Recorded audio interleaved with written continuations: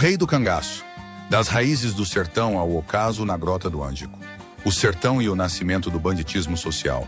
Para compreender o cangaço, é preciso antes olhar para a terra onde ele germinou. O sertão nordestino do final do século XIX e início do século XX era uma vasta extensão onde o Estado quase não chegava. O poder real residia nos grandes latifúndios, exercido com mão de ferro pelos coronéis locais.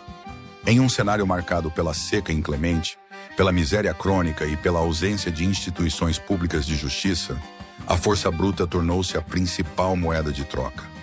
Nesse solo gretado surge o fenômeno do banditismo social, termo cunhado por historiadores para descrever homens que, diante de injustiças pessoais, rivalidades de famílias ou opressão social, pegavam em armas para impor sua própria lei.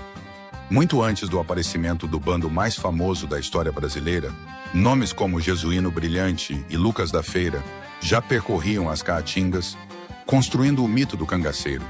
Uma figura ambígua, temida por uns como criminoso implacável e idealizada por outros como protetor dos oprimidos. A Era de Lampião, a transformação de Virgulino Ferreira. Nascido em Vila Bela, atual Serra Talhada, em Pernambuco, no ano de 1898, Virgulino Ferreira da Silva era um jovem alfabetizado, artesão hábil e tropeiro. A virada em sua vida não ocorreu por idealismo político, mas por uma espiral de vingança familiar. Rivalidades sangrentas entre a família Ferreira e os vizinhos Nogueira culminaram na morte de seu pai, José Ferreira, assassinado por forças policiais sob o comando do coronelismo local. Jurando vingança, Virgulino e seus irmãos ingressaram definitivamente no cangaço. Com uma agilidade incomum para disparar carabinas de repetição cuja rapidez no gatilho fazia o cano da arma brilhar no escuro como uma lamparina, ganhou o apelido que ecoaria por décadas, Lampião. Lampião não foi apenas mais um chefe de bando. Ele profissionalizou o cangaço, criou uma rede complexa de táticas de guerrilha, usou a imprensa para promover sua imagem, vestiu seu grupo com fardamentos adornados de moedas de prata e ouro e estabeleceu alianças estratégicas com coronéis, políticos e fazendeiros conhecidos como coiteiros, que lhe forneciam munição, suprimentos e abrigo em troca de proteção e dinheiro. A entrada de Maria Gomes de Oliveira, a Maria Bonita, no início da década de 1930, marcou uma nova fase no bando.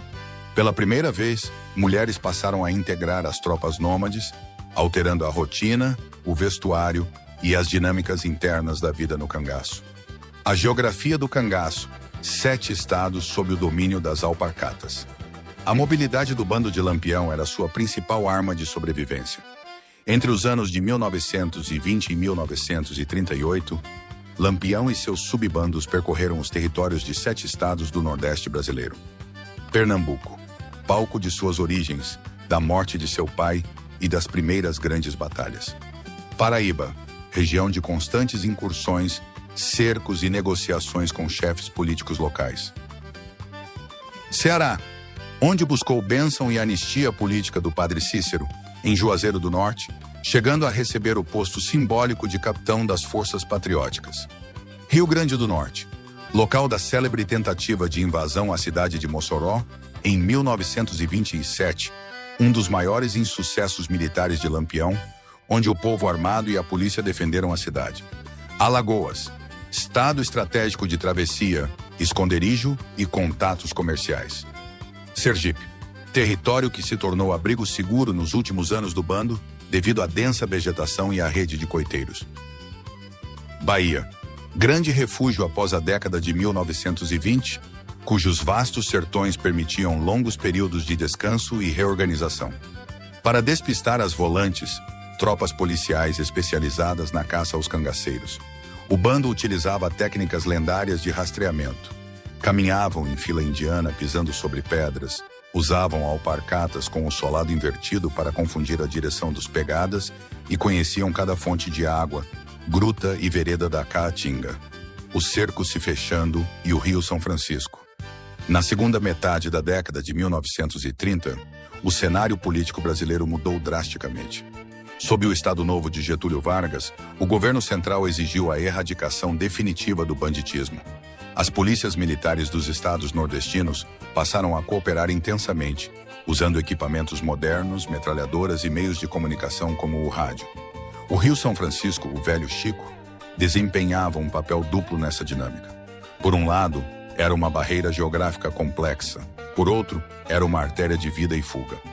Lampião atravessava frequentemente as águas do São Francisco para mudar de jurisdição estadual.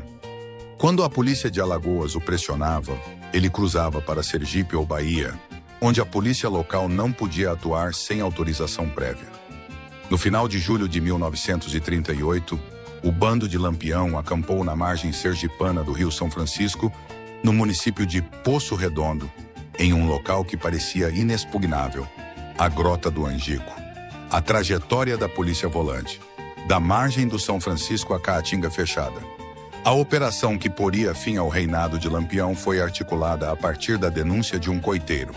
Sob o comando do tenente João Bezerra da Silva, da Polícia Militar de Alagoas, uma tropa volante de cerca de 48 homens preparou-se em segredo na cidade de Piranhas, AL.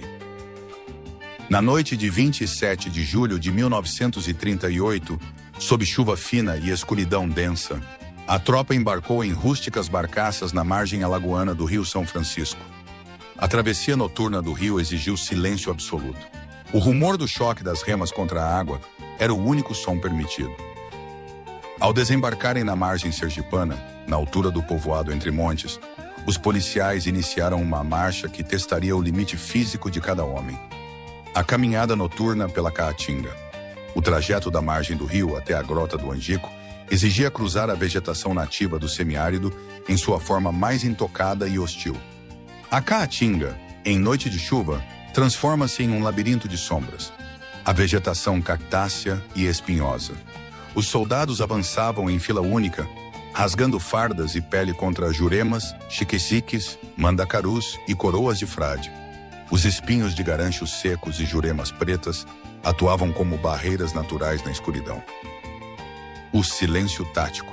Para não alertar os sentinelas do bando conhecidos pelo ouvido apurado e pelo faro para fumo de rolo ou couro molhado, a tropa marchava descalça ou com alpargatas envolvidas em panos.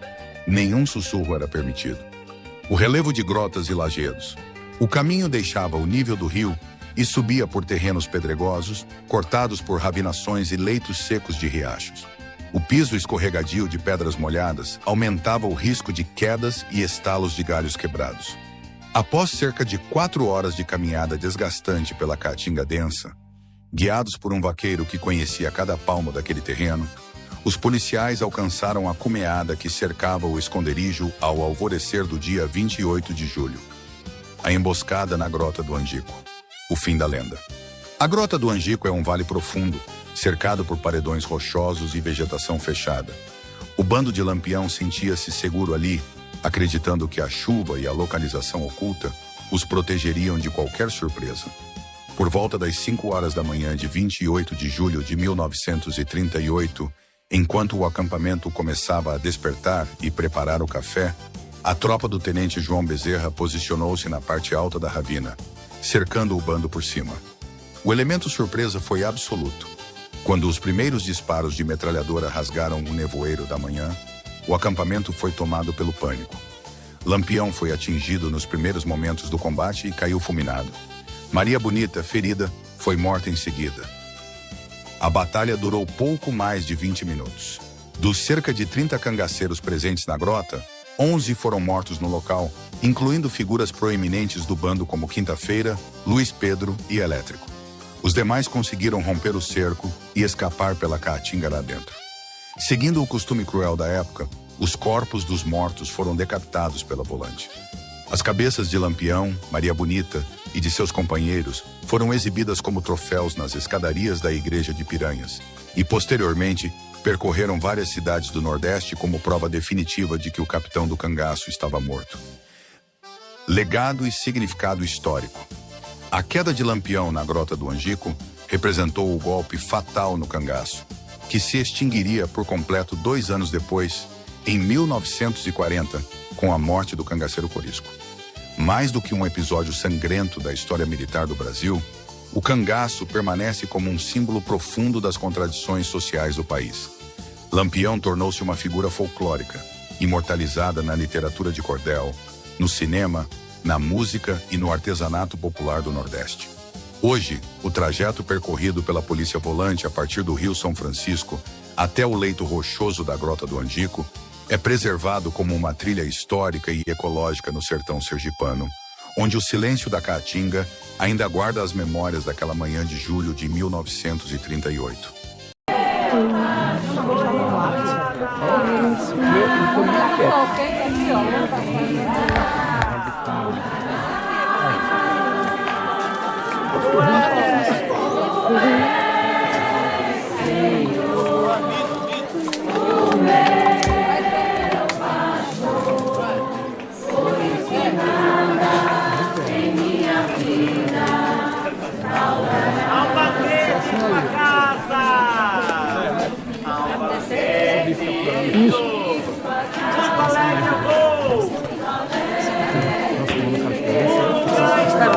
Me preparou!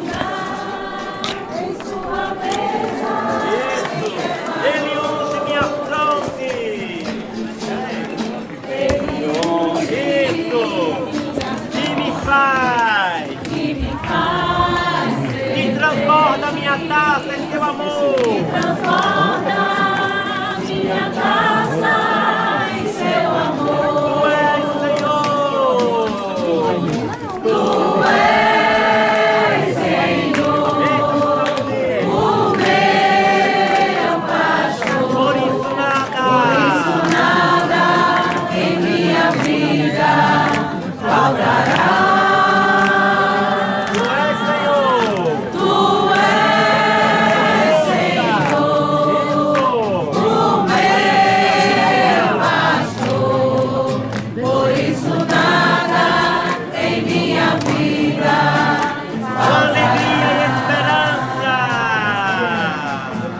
alegria e esperança.